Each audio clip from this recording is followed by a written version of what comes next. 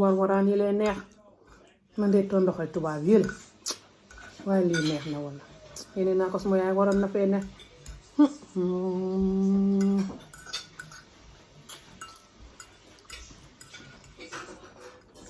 suma yaay ne fañ ko dee togg waaye duñ ko dee toggee technique bu ma def ni ma fa dematee naa leen ko toggal nii de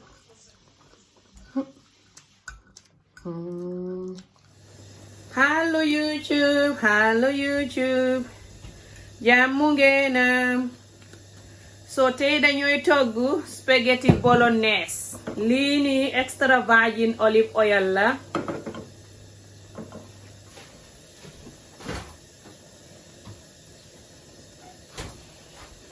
so dañuy togg spaghetti bolognese yàpp buñ wal bi moom lay use mu ngi nii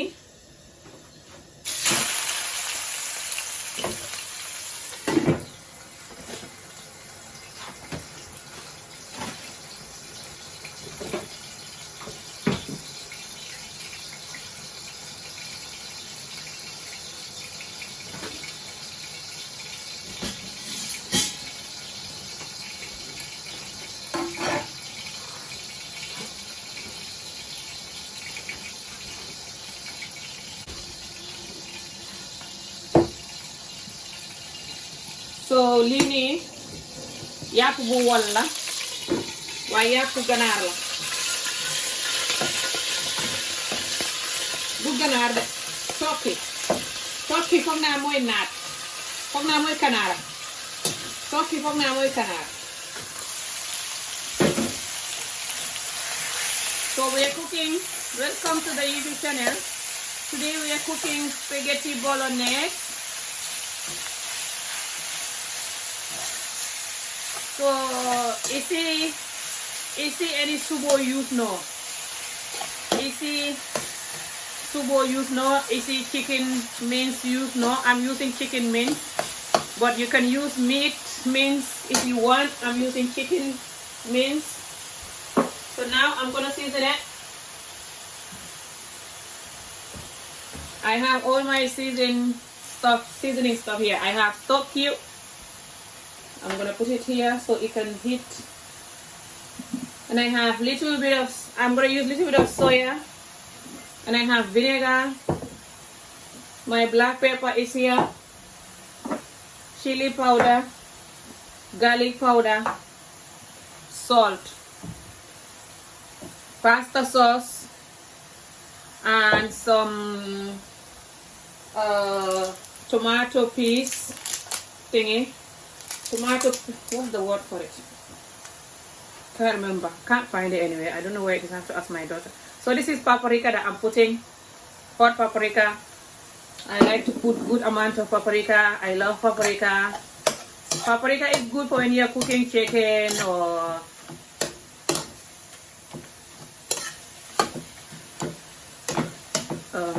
what's the word? When you're cooking chicken stuff, you know. Chicken or turkey. This is turkey meat, but you can use meat if you want. You don't have to use just chicken or turkey meat. You can use normal minced meat, you know, if you want. Then we're gonna put little bit of chili powder. I don't want to put too much because the children don't like it. Little bit of black pepper. I put a bit too much and call it little bit because I like seasoning. That's garlic powder. And then the onions are here.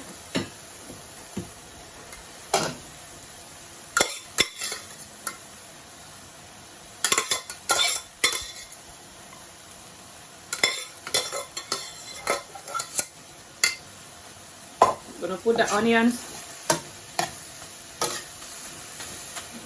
Then you keep smashing them.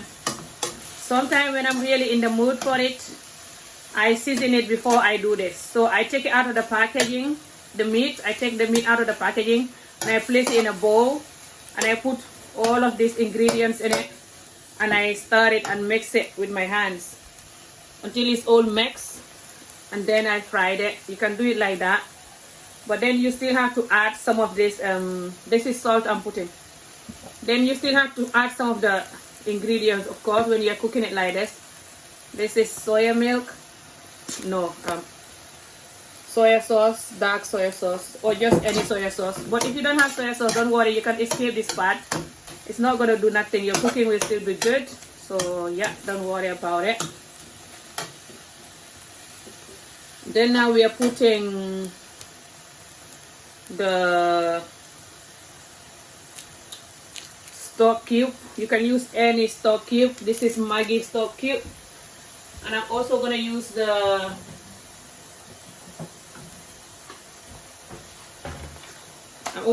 this, so I'm gonna use 2. I like to season.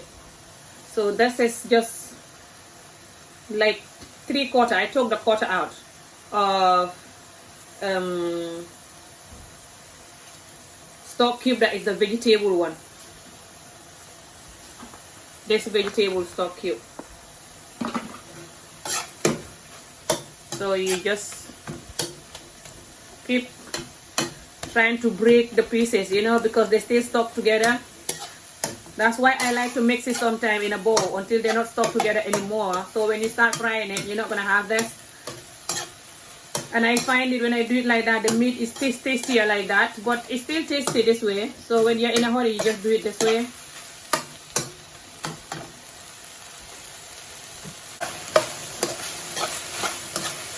I got the other pot here on to cook the spaghetti. I got the hot water on.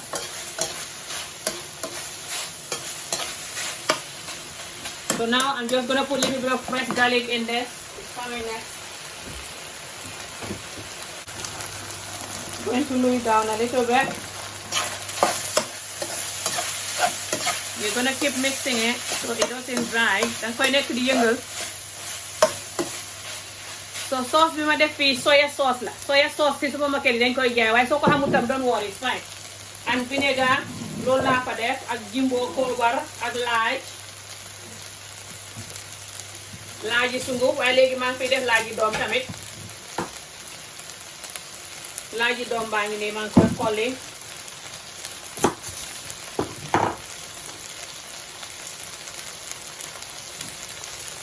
So noonu la ba pare damay ñëw def tomate doom sauce pasta tomate sauce pasta yooyu noonu tubaab bi day use noonu xam naa ko ak xam naa tomate nu mu tudd tomate natt bi dama koy ñëw def ba pare après mu soog a def beneen tomate sauce pasta bu tubaab bi day use noonu.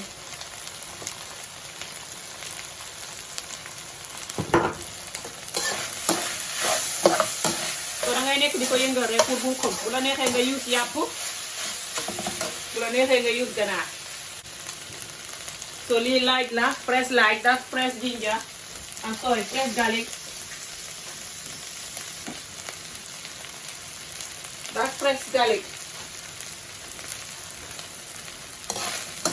So womu laaj yole ti nga ñim min ke je ñing is soya milk mbato safela in the video.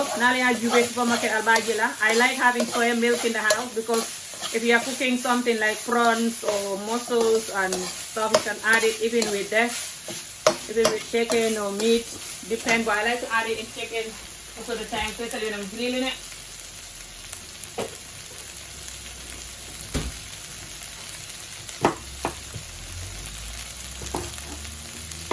So this is ginger. I just put the 3 big pieces like that. So when the children are eating, they can see it and they can take it out. Because they don't really like the ginger in it. But when it's big pieces like that, they can see it. I'm just not going to be bothered trying to blend the ginger now because I'm in a hurry. So I just put it into pieces. And when I'm dissing, when I see it, I can take it out and put it in mine. So this is just a frozen tomato that I have in my fridge. Frozen tomato paste that I have in my freezer. Li tomate luqati bu ma def ci freezer bi la boo xam ne bu may togg rek dama koy génnee moom laa defoon ci ndox bi pour mu xaw a seey noonu moom laa ciy def nii. So mentan luqati le mu ñinti nga bondi from the freezer nga freeze le nga mabo pour ni nga neat. So after you season, you fry for a while. Now you take out the tomato. Look at it. The minton look at it. Yeah. Try ya low down a little bit.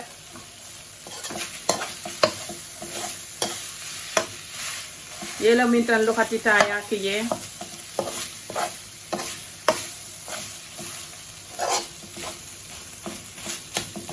The minton look at it frozen. Tomato njambu bi defa galase. Do summi.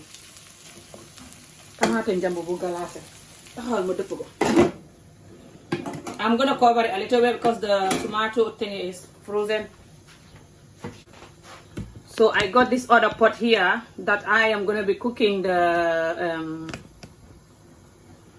so I got this other pot here that I'm gonna be cooking the pasta in. I'm gonna put the pasta in there.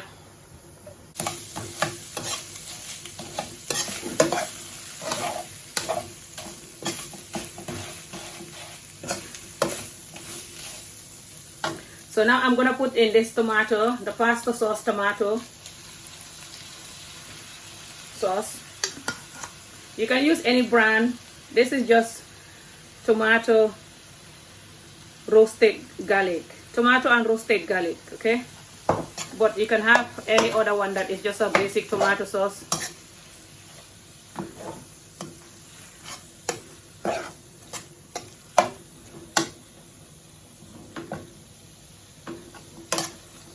Make sure the heat is in medium at this time, not too hot, not too low.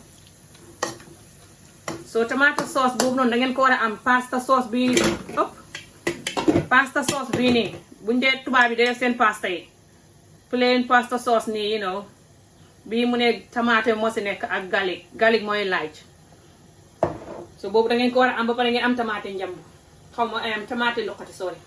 So léegi damay ñëw def si spaghetti bi fii nii.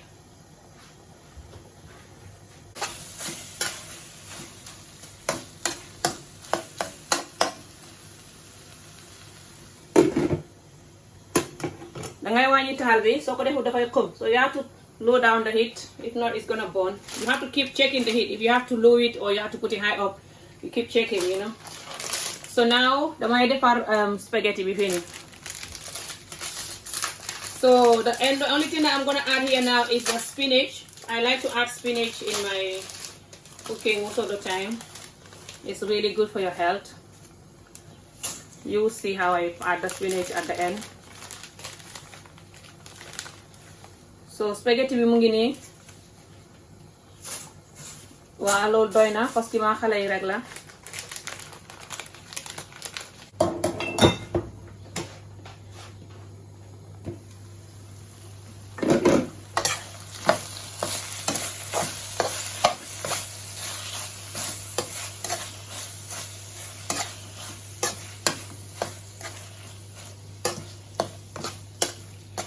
This is how I cook my spaghetti bolognese, gata bitenne, and it's always very nice. Either just swole use or chicken one. Just don't be afraid of the seasoning. Just put good amount of seasoning. That's where the magic is. And then yellow salt juve, for yellow salt is enough. This is where you have to test your salt now and see whether it's enough.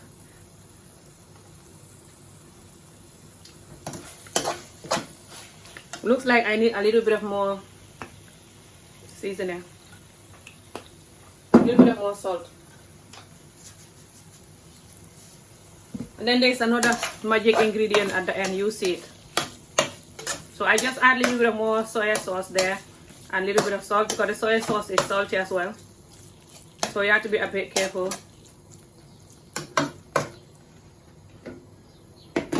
So the magic ingredient is gonna be this, and I normally put it around the end.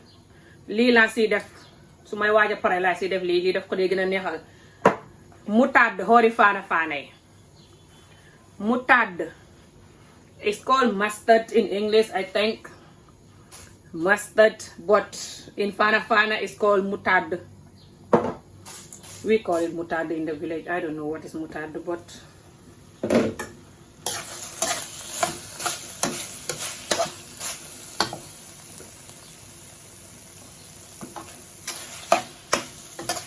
so that's that. You just It doesn't take long to cook this type of cooking, okay? You can put any amount of chili you want. You can put any amount of black pepper you want. Depend, it's up to you. I don't put as much chili as I want because of the children. To be honest, if you want too much black pepper, it's up to you. But I think if you put too much black pepper, it's gonna be a bit. So, but anyone that knows how to cook should know the amount you should need for normal cooking, you know. But if you don't know how to cook, then I guess you don't know. Then you just put the normal little amount. The amount of black pepper I put, I'm gonna try to write it down. It's like 1/4 teaspoon. So, and 1/4 teaspoon of salt, chili powder, everything. But this chili powder is not very chili at all. It's the Sainsbury's brand, I think. It's not very chili at all. But I will have to put more when I'm eating it because I like it more spicy, you know. But yeah, it's not very spicy, this particular one. Oh, see, I put it high and then it's about to burn, you see. So when you put it high, you have to be very careful.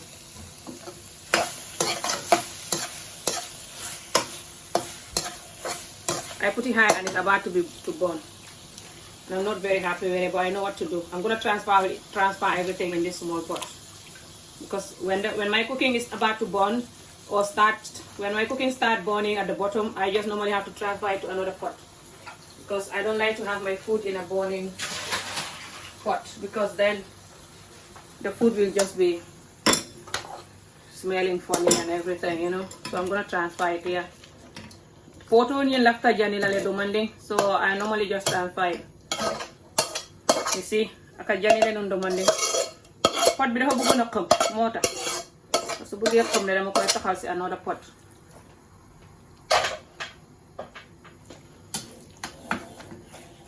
Léegi xaaral ma wàññi ko parce que léegi moom daanaka pare na. So now I'm just gonna put a little bit of the mustard. And voila.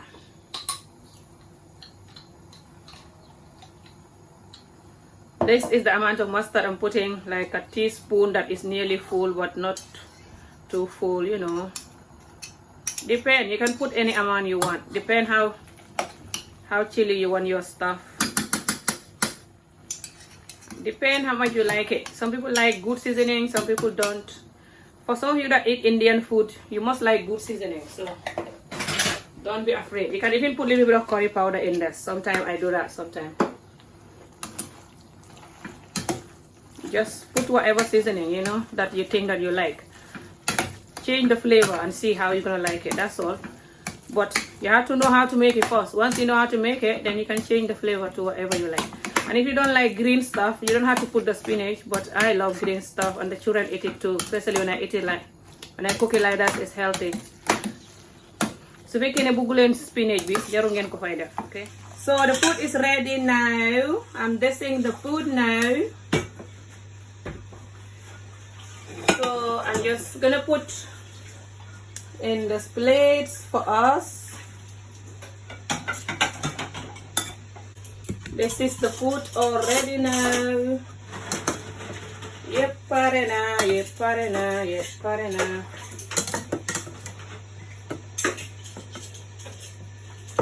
Buguma def sauce bu bari because ma doom bu jigéen di bugu sauce bu bari. So dama koy jox foog naa bii dina baax si ma wala bii xàmmee nga sax ban moo am less sauce. I don't know. I'm gonna take this one and I'm gonna put more sauce in it because my daughter don't like too much sauce. So she's gonna have the other one.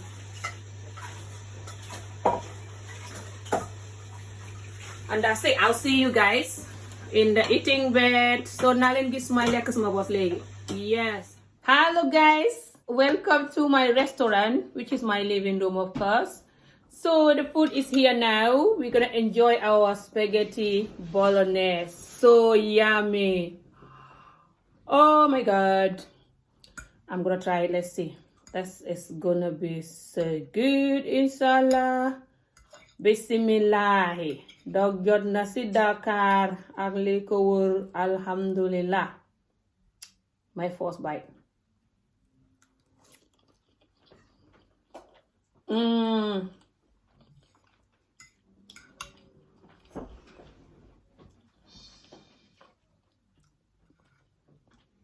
So good. Look at the garlic. I love the garlic. I normally eat them too. Especially when I cut them smaller pieces. But when they're smaller pieces, the children sometimes found it in the food. Ginger mo si defoon moo nekk noonu xale yi lay guñ ko bu baax su fekkee ne dama ko def dog yu ndaw parce que suñ koy lekk dañ koy lekkaale gars yi duñ dee bëgg a yaale ginger waaye man dama dee bëgg a yaale ginger. xool leen bi nu mu rëyee.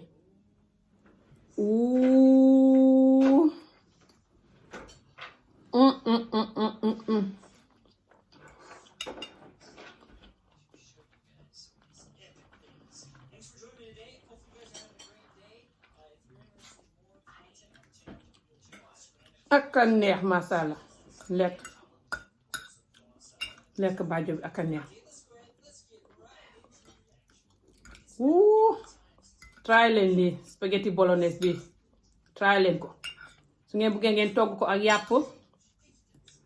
yàppi nag wala yàppi xar wala lu leen neex rek bot man dama ko dee like pour togg ko ak yàppi nag wala pour ganaar laa ko dee gën a toggee wala tokki kanaara yàppi kanaara laa use tey because yàppi nag bu bari baaxu ci yaram. ni ma koy lekkee du noonu foog naa de dama waroon a xamee paaka di ko dog nii finda naa ko mën a dogee lii kaw mënuma lekkee fourchette de xaw ma ko saaw ma toggee lii rek laay lekkee fourchette bu dul loolu kuddu laay lekkee. I don't know how to eat with a fork and knife at all. I should use a knife, I think, to cut it. Ooh, look at that.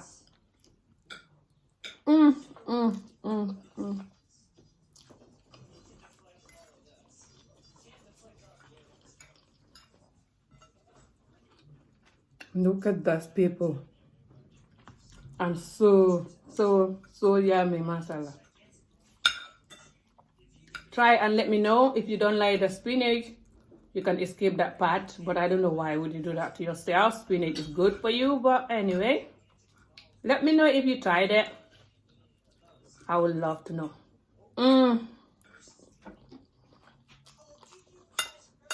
Momo mi yata bi asa ko nye ngalong ni ba tabi kan kana pasta nyin tabi spaghetti nyin tabi too much faye munku xoma faye mo bake no spaghetti nyin iba tabi la about 12 to 15 minutes, that's all. Okay.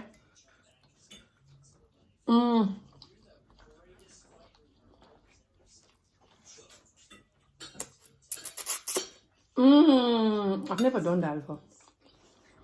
I was saying when you're eating, no, not when you're eating. You can eat it anyhow. I hope you can eat it better than me anyway. This food is so good. I mean, when you're cooking the spaghetti, don't cook it too soft. I hate spaghetti or pasta that is too soft. I just like the right amount of cooking, you know, that when you press it, it's breaking into pieces. But it's not too soft like a baby food, you know, and it's not too hard either. So I normally cook it about 12 to 15 minutes, you know, and then I check it and it should be fine. If it's not fine, you wait for another 2 minutes or so. So lu ma doon wax mooy su ngeen koy togg bu leen baxal spaghetti bi tondoxo yu ndaw yi bu leen ko baxal ba nooy ba mel ni ruy.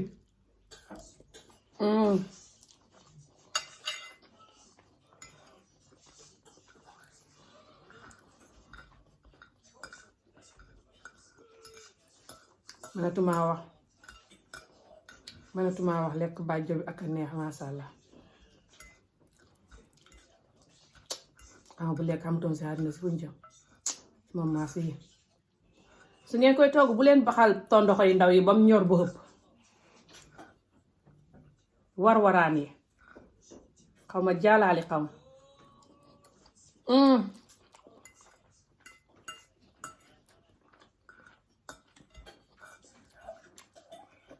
spaghetti bi mais jeexal vidéo bi léegi dafa mën a lekk sama sonn bu leen togg spaghetti bi ba mu nooy ba ëpp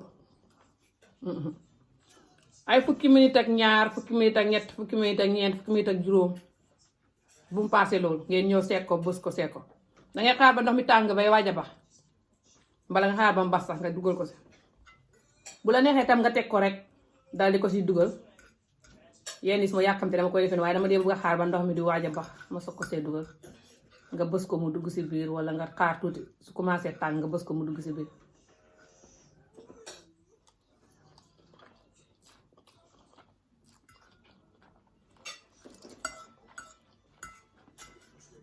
neex na masha Allah ku ko try na ma waxal dégg nga okay then am good day bye. I'm gonna let you guys go now. If you guys try it, let me know. Thank you for watching. Like and subscribe for more videos. Let me know if you tried it. And yeah, ala baraka naria tabi ala fonye. And yeah, ali video like, ali subscribe, ali video share. So more min lafta try la wol ya tabi. Duka do yam holde. Ku ko togg rek na bind mu wax ma ne togg na ko dégg nga togg leen ko dafa neex te xale yi ni ñu ko dee buggee su ngeen xamee xale moom ngeen ko toggee seen xale nañ ne wax ne wat jërë ngeen jëf vidéo yi am leen good day bye.